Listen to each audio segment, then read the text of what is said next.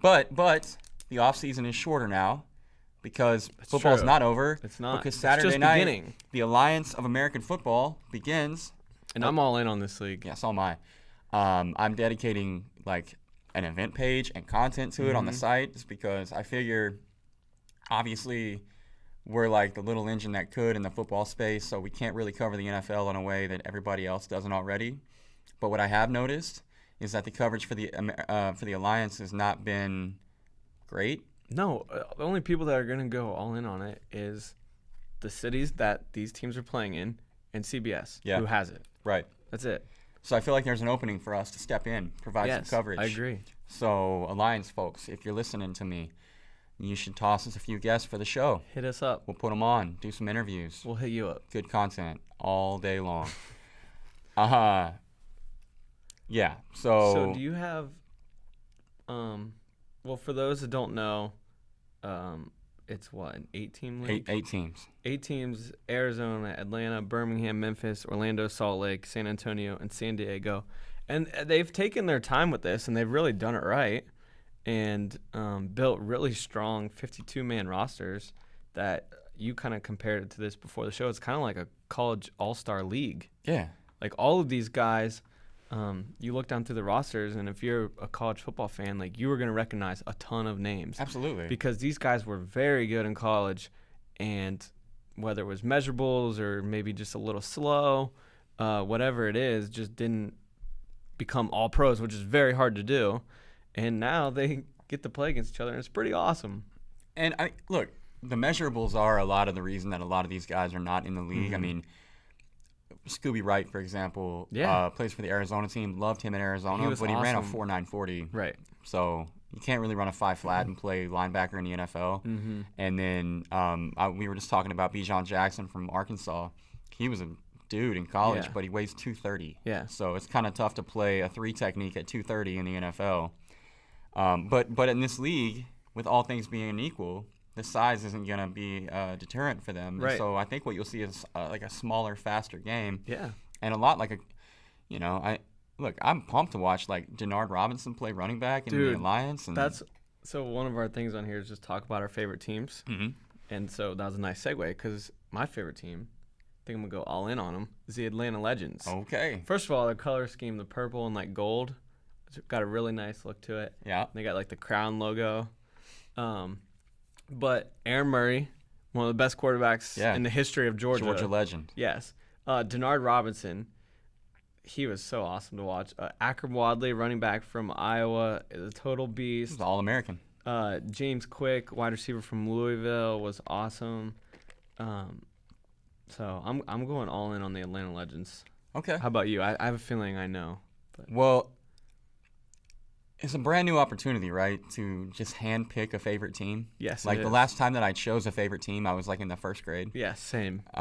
So I'm trying to take my time with it and choose carefully because I don't want to get stuck with a franchise that none of the rest of my teams ever win a championship. With the loser, yeah. It'd be really great if I could like pick a team that wins a championship, kind of like people just like pick the Warriors. Yeah, like how people are. There are so many people that are just like they live in Northwest Arkansas and they're a fan of the Yankees, the Warriors, and the Patriots. I'm like, oh, cool. I don't respect that. No. But in this case, Me either. I am trying to, take an inventory of the roster and choose wisely. My heart is telling me Arizona Hotshots. Best helmets in the league. An absolutely outrageous color scheme. It's outrageous. Like gold, orange, and green.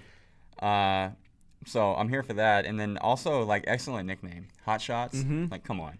I think I know the real reason, though. Yeah. So, yeah. If you want to put a downer on the whole I'm not show putting a here, downer on it.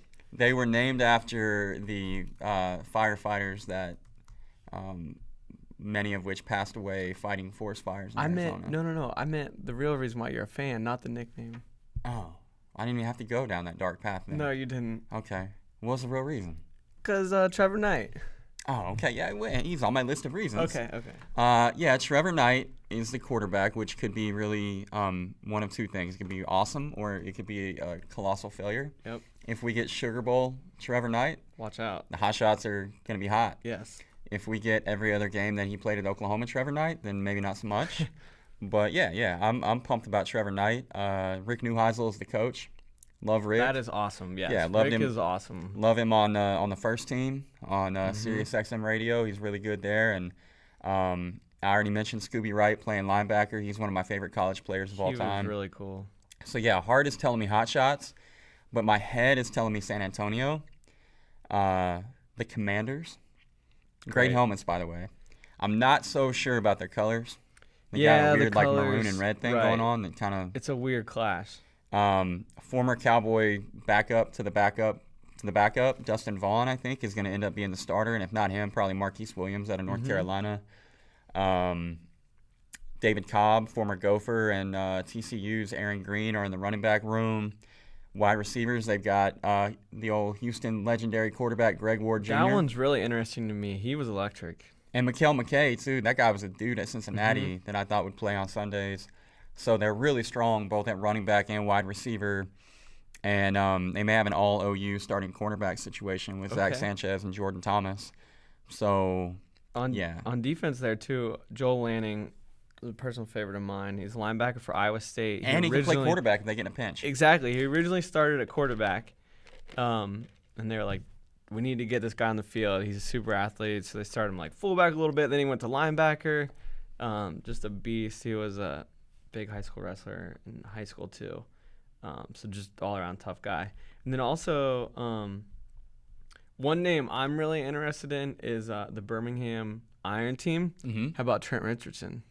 Yeah, I want to believe. I want so bad to believe, but I feel like it's just going to be more of the same. But maybe not. Maybe Trent is going to be old Trent. How about the Memphis Express, the quarterbacks Christian Hackenberg and Zach Mettenberger? So I was actually my next question was, what team do you think will actually be the best? And on my very short list is Memphis. Yeah. And I mean, I don't know how the quarterback situation will shake out. I hope it's Hackenberg. Nothing against Mettenberger, but Hackenberg has that huge arm and a lot of upside. Yes. But I mean, they're strong elsewhere as well. I mean, their running back situation is really good. Zach Stacy was a real deal. Yeah, and then obviously the defense has got some dudes as well. So a lot of it is, I think, too, like one of the disadvantages that the Hot Shots have that is an advantage for Memphis is that the only draft that they had for this league was a regional draft. So you see a lot of regional bias on all these teams. Like the San Antonio team is like a Big 12 team. Yeah. And the Memphis team is kind of an SEC team. And I think that definitely plays in their favor, whereas the Hot Shots are kind of stuck with a bunch of Pac-12 dudes, which, all due respect to the Pac-12, not the greatest football of late.